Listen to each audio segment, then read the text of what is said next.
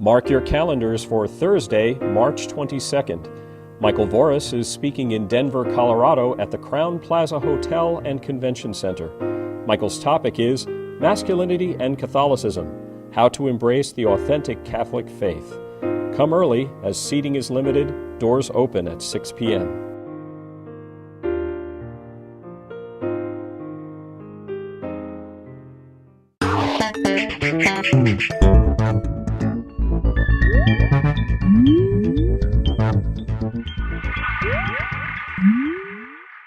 Hello everyone and welcome to the Vortex, where lies and falsehoods are trapped and exposed. I'm Michael Voris. It's kind of weird that it took a political war over Obama demanding the funding of contraception by the church to open up the discussion about sexual morality and the church's teaching. But so be it. Now, before we begin, a word of caution. While we're obviously going to try and treat this subject as respectfully as possible, by its very nature, it might be construed by some as indelicate. It is, however, part of Catholic Church teaching, but almost never spoken of publicly. Many parents are very reluctant to approach this subject with their teenage children due to extreme awkwardness or a feeling of embarrassment for themselves and their children. The topic is masturbation, and because it is a sin of the sexual dimension, it has the possibility of inflicting great harm or damage on the soul. It can easily lead to habit and open the door to other gravely disordered actions such as pornography. The Church teaches that masturbation is grievously wrong, a gravely disordered act. Why? Well, first of all, it demonstrates a loss of respect for the sanctity of the sexual gift. Sex, by its very nature, is meant to be an act of intimacy between two persons, a mutual exchange of full giving and love, a physical demonstration of the complementarity between the sexes. Masturbation neglects all of this. It turns the person inward on himself. It produces a fantasy life in the mind of the person, which can serve to increasingly detach him from reality and produce a fertile victim for pornography, as well as keeping sexual thoughts ever active in the mind. It's not surprising that many people, especially young people, but not just young people, fall into a habit of masturbation, a kind of addiction. They begin to order the affairs of their life around such times. Additionally, because this particular act carries with it such intense physical pleasure, it can easily develop into a place of psychological retreat for the lonely or the angry or the already isolated.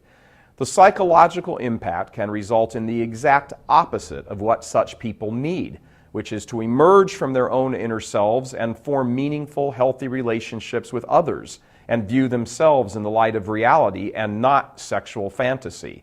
There can be little doubt that, given the temptations so numerous in the world today, that this particular sin should be viewed as the beginning of the collapse of Catholic morality.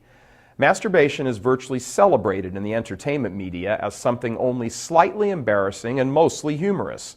This aids in it being downplayed as a sin. Many young Catholics today aren't even aware that masturbation is a sin, and a serious one at that.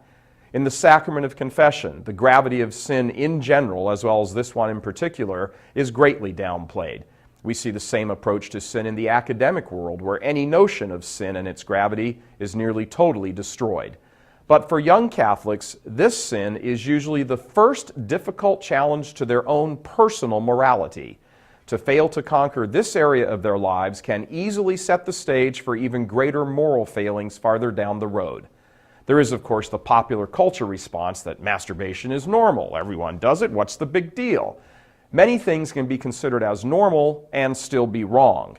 The Church often understands the word normal in the context of normal or usual for human beings being weakened by the material effects of original sin.